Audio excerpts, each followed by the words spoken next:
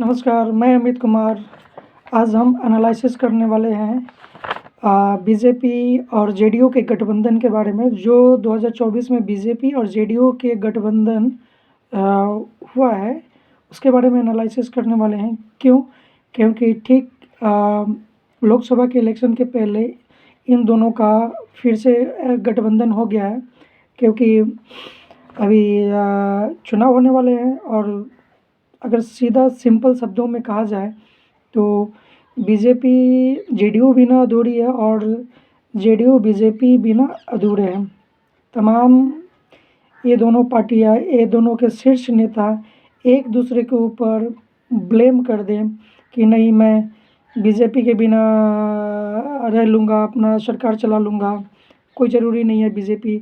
या बीजेपी के नेता बोल दे कि जेडीयू के बिना वे लोग रह लेंगे, वे लोग सरकार अच्छा से बना लेंगे, चला लेंगे, या बीजेपी में आने वाले समय में वो अपनी सत्ता हासिल कर लेंगे। तो ये दोनों बातें मतलब समझे कि एक दूसरे पे अधूरी है।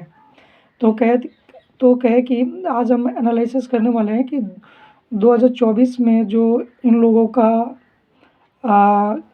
फिर से गठबंधन हुआ है, तो इसके बारे में समझने की कोशिश करेंगे कि आखिर ये गठबंधन क्यों है। देखिए, यहाँ वेरी सिंपल है। यह साधारण तरीके से हम समझ सकते हैं कि जो बीजेपी ये अच्छी तरह जानती है नीतीश कुमार को, कि नीतीश कुमार का पकड़ बिहार में अच्छा खासा है।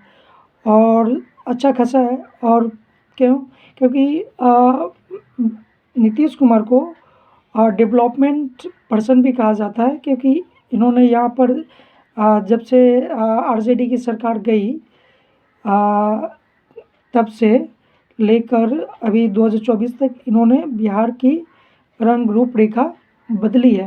और बदली नज़र भी आती है, क्योंकि रोड देखे तो, इलेक्ट्रिसिटी देखे तो, पानी भी सप्लाई हो रहा है, या फिर बहुत सारे चीज़ों को देखे तो बदला हुआ है। चाहे हम उसको स्कूल पर्पस से देख लें कि स्कूल पर्पस में पहले क्या था कि बच्चे जा रहे थे, पढ़ रहे थे, तो उनको अब क्या है स्कूल में कि अब उनकी मिड डे मील का भी व्यवस्था हो गया है। मिड डे मील के अलावा आपको जो नीतीश कुमार ने एक योजना लाई है, उस योजना में अगर जो छात्र 10 पास करते हैं, खासकर लड़कियों को, उनको प्रोत्साहन कुछ अमाउंट दिया जाता है, ताकि वो अमाउंट लेके वो अपनी 12वीं कर ले। फिर 12वीं भी पास करेंगे तो 12वीं पास में भी उनको कुछ अमाउंट दिया जाता है, कि उस अमाउंट से जैसे 25,000 रुपया दिया जाता है, ताकि वे अपने ग्रेजुएशन की पढ़ाई कर ले, पूरी कर लें। फिर ग्रेजुएशन पास करने के बाद भी अच्छा पैसे दिए जाते हैं, ताकि उस पैसे से वो मास्टर डिग्री कर ले। और यहाँ तक भी है कि अगर आप मास्टर डिग्री करते हैं और शादीशुदा नहीं है, तो आपको पैसे अमाउंट दिए जाते हैं। तो कुछ जो नीतीश कुमार के जो योजनाएं हैं, वो लोगों से डायरेक्ट कनेक्ट कर गई है, और डायरेक्ट कनेक्ट कर गई है, और लोग उससे लोगों को फ़ायदा भी हुआ है।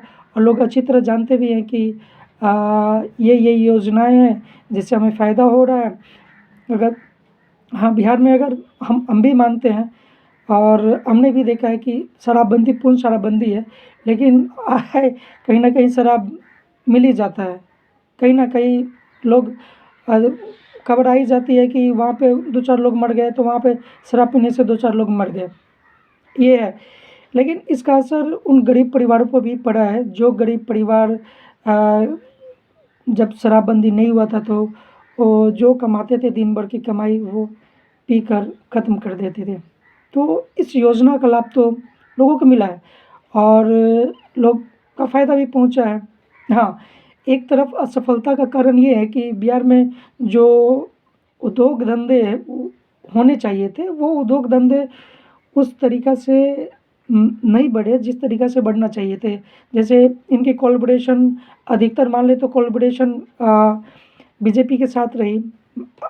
10 साल पूरे होने वाले हैं, कोलैबोरेशन इसमें 2-4 बार टूटे हैं, फिर इधर से उधर गए, उधर से इधर गए। लेकिन बिहार में हम हेवी इंडस्ट्रीज़ की नहीं देख सकते थे, लेकिन जो लघु उद्योग हुए वो स्थापित किए जा सकते थे। लेकिन इन सारी चीज़ों में बिहार पीछे लग गया। लेकिन योजनाएँ के मामले में बिहार तो आगे है, ठीक है? हमारे यही कारण है कि बीजेपी नहीं चाहती थी कि नीतीश कुमार जो 2014 के लोकसभा चुनाव में बीजेपी से दूर रहे या बीजेपी के अगेंस्ट में लड़े, ठीक है? फिर नीतीश कुमार भी नहीं चाहते थे कि वे 2024 के लोकसभा इलेक्शन हो गए या फिर 2025 के विधानसभा इलेक्शन में वे बीजेपी से दूर रहे या दूर अलायंस में मतलब कि दूर खड़े रहे। क्यों? क्योंकि अगर हम प्रधानमंत्री की भी बहुत सारी योजनाओं को देख लें तो डायरेक्ट योजनाएँ गरीब लोगों को या मध्य वर्गीय लोगों को कनेक्ट कर गई है। जैसे आयुष्मान योजना हो गया, जनधन अकाउंट हो गया, डीबीटी हो गया, डायरेक्ट बेनिफिट हो गया, और किसानों के लिए जो अमाउंट दिए जाते हैं 2000 रुपये करके 3 किस्तों में, वे हो गया। तो बीजेपी ये भी मान के चल रही थी कि वे नीतीश कुमार बिना नहीं रह सकते, और नीतीश कुमार भी ये मान के चल रहे थे कि वे बीजेपी बिना नहीं रह सकते। यही कारण है कि बीजेपी के शीर्ष नेता कई बार ये अपनी सभाओं में कह चुके थे कि वे कभी भी नीतीश कुमार के साथ नहीं जा रहे हैं। लेकिन क्या हुआ कि नीतीश कुमार बीजेपी के अलायंस में आके गठबंधन बना के फिर से दोबारा सरकार बनाए, और कई मंचों से भी नीतीश कुमार मुख्यमंत्री ने भी ये अनाउंसमेंट कर दिया था कि वे भी बीजेपी के साथ नहीं जाएंगे, मर जाएंगे लेकिन बीजेपी के साथ नहीं जाएंगे। तो इस तरीक़े से अगर हम कोलैबोरेशन देखें तो नीतीश कुमार और बीजेपी का जो कोलैबोरेशन है वो एक मतलब कि दोनों एक दूसरे के बिना अधूरे थे।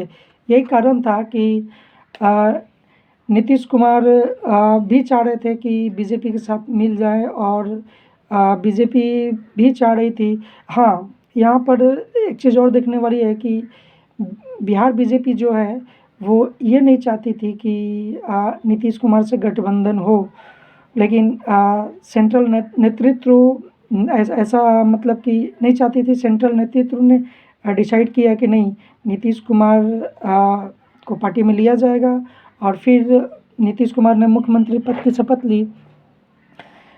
लेकिन यहाँ पर एक चीज़ और है कि नीतीश कुमार ने आरजेडी को छोड़ा, और आरजेडी को छोड़ने के पीछे कुछ मतलब कि ज़रूर मतलब कि हम लोग भी खबर मिल रहा है कि क्यों छोड़े। तो ये कहा जा रहा है कि नीतीश कुमार ने बीजेपी से इसलिए साथ छोड़ा था कि नीतीश कुमार चाहते थे कि बिहार में बहुत सारी जो बहाली रुकी हुई है उस बहाली को जो बहाली रुकी हुई थी उस बहाली को चाहते थे कि वो करे। यही कारण था कि वो नीतीश कुमार ने बीजेपी के साथ गठबंधन तोड़कर आरजेडी में गए। लेकिन आरजेडी में जाने के बाद उल्टा होने लगा, क्योंकि जहाँ एक तरफ बहाली हो रही थी, बहुत सारे विभागों में बहाली निकली या बहाली हुई भी, तो उसका क्रेडिट आरजेडी लेना शुरू कर दी। आरजेडी ये कहती है कि बहाली उनके कारण हुआ, जबकि जेडीयू या कहे तो मुख्यमंत्री ये कहते हैं कि नहीं, बहाली हमने कराई। तो इन्हीं कई सारी बातों को लेके नीतीश कुमार ने आरजेडी से गठबंधन तोड़ा, और आरजेडी से गठबंधन तोड़ के वे बीजेपी में शामिल होकर फिर से सरकार बनाई। और मैं भी आशा करता हूँ कि ये गठबंधन सफल रहे। मुबारकबाद मैं भी देना चाहता हूँ। Thank you. जय हिंद।